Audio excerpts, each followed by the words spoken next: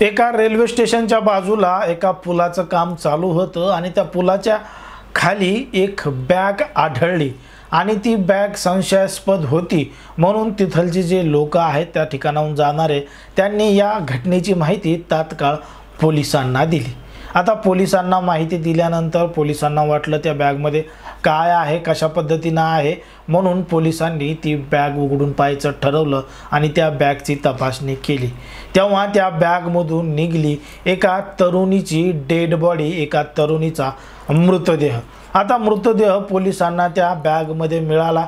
पोलिसांनी पाहिला आणि पोलिसांना धक्का बसला, कारण की एका मध्यवर्ती रेल्वे स्टेशनच्या जवळ पुलाच्या बांधकामाच्या ठिकाणीच एक बॅग मिळाली। आता तो मृतदेह कोणाचा आहे, काय आहे, तिथं आजूबाजूला कुठेही CCTV कॅमेरे नाहीत। संपूर्ण वातावरण हे अंधारमय झालेलं होतं। आजूबाजूच्या परिसरामध्ये दूर दूरपर्यंत कोणीही लोक नव्हते आणि महत्त्वाचं म्हणजे तो मृतदेह कोणाचा आहे, कोण आहे ती तरुणी, याचा तपास करणं सुद्धा कठीण होतं।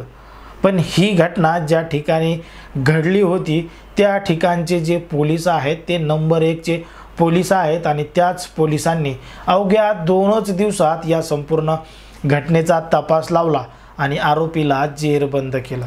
नेमकं काय आहे संपूर्ण प्रकरण, कुठं घडली ही घटना, हे आपण अगदी सविस्तरपणे जाणून घेणार आहोत। पण जर तुम्ही अजूनही आपलं चॅनल सबस्क्राईब केलं नसेल तर लगेच सबस्क्राईब करून घ्या आणि बाजूला असणाऱ्या बेल नोटिफिकेशनला ऑन करायला सुद्धा विसरू नका।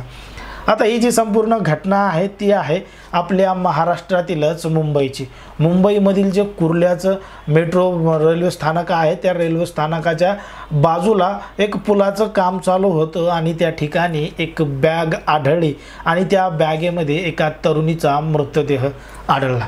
आता या बॅगेमध्ये तरुणीचा मृतदेह आढळल्यानंतर तिच्याजवळ काहीही ओळखपत्रीचं कागदपत्र नव्हतं, तिच्या अंगावर कुठल्याही प्रकारची खून नव्हती, म्हणजे त्या तरुणीची काहीही ओळख पटत नव्हती। आणि ज्या ठिकाणी हा मृतदेह सापडला त्या ठिकाणी आजूबाजूच्या परिसरामध्ये कुठेही CCTV कॅमेरे नव्हते, सगळे काही काम चालू होतं आणि या घटना कोणी केली, ह्या खून कोणी केला याचा तपास लावणं सुद्धा कठीण होतं। पण म्हटलं जातं की मुंबई पोलीस हे सबसे तेज पोलीस है और गुन्हेगारों को छोड़ते नहीं। मग त्याच पद्धतीनं पोलिसांनी या संपूर्ण घटनेचा तपास करायला सुरुवात केली। तो मृतदेह ताब्यात घेतला, पोस्टमॉर्टमसाठी पाठवला। आता पोस्टमॉर्टमसाठी पाठवल्यानंतर ती जी तरुणी आहे त्या तरुणीचा गळा दाबून हत्या करण्यात आली आहे, गळा दाबून खून करण्यात आला हे पोस्टमॉर्टममधून स्पष्ट झालं। पण ती तरुणी नेमकी कोण आहे, काय आहे, तिची ओळख मात्र पटत नव्हती। तिची जेव्हा संपूर्ण चेकिंग करण्यात आली तिच्याकडे काहीही कागदपत्र सापडलेले नाही। मग पोलिसांना फक्त एक क्ल्यू मिळाला आणि तो क्ल्यू होता त्या पोरीच्या, त्या तरुणीच्या गळ्यामध्ये असणारं क्रॉस। आता क्रॉस चिन्ह त्या तरुणीच्या गळ्यामध्ये सापडलं, पोलिसांनी ते ताब्यात घेतलं आणि मग जेवढे काही आजूबाजूच्या परिसरामध्ये शहरामध्ये चर्च आहेत त्या चर्चमधल्या ज्या महिला आहेत, जे लोक आहेत, त्या लोकांना या तरुणीचा फोटो सेंड केले, फोटो पाठवले आणि पोलीससुद्धा पाठवले आणि सगळ्यांना हे फोटो दाखवण्यात आले की या तरुणीला ओळखता का, या तरुणीला ओळखता का। तेव्हा हा जो फोटो आहे तो फोटो या तरुणीच्या बहिणीपर्यंत पोहोचला आणि त्या बहिणीनं ते मृतदेह ओळखला आणि सांगितलं की ही तिचीच बहीण आहे आणि त्या तरुणीचं नाव आहे प्रीतम पवल। प्रीतम पवल ही 25 वर्षाची आहे आणि ती मूळची ओडिशाची आहे। आता त्या बहिणीनं मृतदेह ओळखलं, सगळं काही सांगितलं, पण आरोपी नेमका कोण होता हे सुद्धा अजून गुलदस्त्यात होतं, याचा शोध मात्र पोलिसांना लागलेला नव्हता। पण जेव्हा पोलिसांनी संपूर्ण तपासणी केली, तिचे CDR काढले, तिचे कॉल डिटेल्स तपासले, तेव्हा निष्पन्न झालं की ही जी तरुणी आहे प्रीतम पवल किसपट्टा, हिच्यासोबत एक व्यक्ती राहत होता आणि तो व्यक्ती होता ऑस्कर बर्ला। ऑस्कर बर्ला हा 22 वर्षीय तरुण होता आणि या तरुणासोबत प्रीतम ही लिव्ह इन रिलेशनशिपमध्ये राहत होती। हा सुद्धा मूळचा ओडिशाचाच होता। पोलिसांनी या बस्करला ताब्यात घेतलं आणि घेतल्यानंतर त्याची कसून चौकशी केली। सुरुवातीला त्याने उडवाउडवीची उत्तरं दिली, पण पोलिसांनी पोलिसांच्या पद्धतीनं जेव्हा विचारलं तेव्हा त्यानं घडलेला संपूर्ण प्रकार सांगितला। त्यानं सांगितलं की काही वर्षांपूर्वी मी जेव्हा ओडिशाला गेलो होतो, ओडिशाहून परत मुंबईला येत होतो, तेव्हा याच प्रवासादरम्यान माझ्या बाजूला एक बसलेली तरुणी होती आणि ती तरुणी होती म्हणजे प्रीतम। प्रवासादरम्यान या दोघांची ओळख एकमेकांसोबत झाली। दोघंही एकाच शहरामधले असल्यामुळं यांचा प्रवास हा मुंबईपर्यंतचा होता आणि या प्रवासादरम्यान दोघांची ओळख झाली। बोलणं चालणं सुरू झालं, तू कुठं जॉब करतो, तू कुठं करते, अशा पद्धतीनं यांनी एकमेकांचे नंबरसुद्धा शेअर केले आणि मुंबईमध्ये आले। आता मुंबईमध्ये आल्यानंतर एका ठिकाणी ही जी तरुणी आहे ती हाऊसकीपिंगचं काम करायची, तर हा जो तरुण आहे तो एका ठिकाणी एका मिठाईच्या दुकानामध्ये काम करायचा। मग एकमेकांची चॅटिंग सुरू झाली, बोलणं सुरू झालं आणि या दोघांनी एकमेकांसोबत राहण्याचं ठरवलं। बघता बघता बरेच दिवस हे निघून गेले।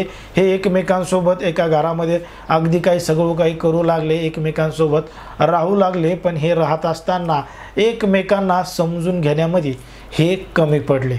आता ती जी तरुणी होती प्रीतम, ही कोणाशी तरी चॅट करतीये, फोनवर वारंवार बोलतीये आणि तो जो बस्कर आहे त्याला धोका देतीये असं त्याला वाटू लागलं आणि म्हणूनच त्याला तिच्यावर संशय आला आणि त्याने तिचा गळा दाबला, गळा दाबून तिला ठार केलं। आता त्यानं तिला ठार केलं, पण मृतदेह नेमकं टाकायचा कुठं, त्याची विल्हेवाट कुठं लावायची असा प्लॅन त्यानं केला आणि त्यानं एक बॅगेचा बंदोबस्त केला आणि त्या बॅगमध्ये त्या तरुणीचा मृतदेह हे ताबून जोबून कोपला। बॅग बंद केली आणि ती बॅग घेऊन काही अंतरावर तो पायी चालत चालत गेला आणि त्याने ठरवलं की ही बॅग घेऊनच ओडिशाला जायचं। जेव्हा तो लोकमान्य टिळक टर्मिनल्सवर पोहोचला, तिथं त्याला मोठी गर्दी दिसली, तिथं सामानाची चेकिंगसुद्धा दिसली, म्हणून त्याने तिथून पळ काढला आणि तिथून त्याने एक रिक्षा केला आणि ते थेट कुर्ल्याच्या स्टेशनकडे निघाला आणि वाटेमध्ये गेल्यानंतर पुन्हा रिक्षामधून उतरला आणि संध्याकाळच्या अंधाराचा फायदा घेत त्यानं तो मृतदेह त्या पुलाच्या बांधकामाजवळ फेकला।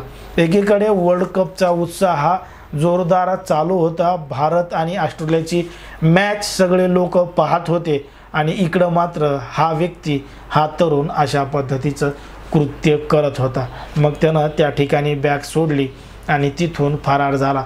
त्याला वाटलं की काही ओळखू येणार नाही, काही समजणार नाही, पण गुन्हेगार किती हुशार असला, चतुर असला, चालाक असला तरीसुद्धा तो पोलिसांच्या कचाट्यातून आणि कायद्याच्या कचाट्यातून वाचू शकत नाही आणि पोलिसांनी अवघ्या 2 दिवसामध्ये या संपूर्ण घटनेचा तपास लावल्यामुळं पोलिसांचं देखील मोठ्या प्रमाणात कौतुक केलं जातं।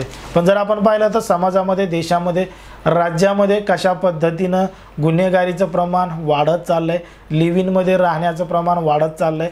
एकमेकांना समजून न घेताच तरुण तरुणी अशा पद्धतीनं वागू लागलेत। मग त्यांनी एकमेकांसोबत राहण्याचा जर निर्णय घेतला तर मग त्यांनी वर्षोनवर्ष म्हणजे ज्या पद्धतीनं सोबत राहण्याचा निर्णय घेतला तोपर्यंतच त्यांनी आयुष्यभर सोबत राहिलं पाहिजे। वादविवाद, मतभेद झाले, एकमेकांचं जमत नसेल तर मात्र वेगळं वेगळं होण्याचा निर्णयसुद्धा ते घेऊ शकत होते, पण त्यानं केलेला हा एक गंभीर स्वरूपाचा गुन्हा होता आणि त्या गुन्ह्याची शिक्षा आता तो भोगत आहे। एकंदरीत या संपूर्ण प्रकरणावर आणि या घडलेल्या घटनेवर तुम्हाला काय वाटतं ते अगदी स्पष्टपणे कमेंटमध्ये सांगा आणि अशाच पद्धतीचे नवनवीन व्हिडिओ पाहण्यासाठी आपल्या चॅनलला लगेच सबस्क्राईब करा। धन्यवाद।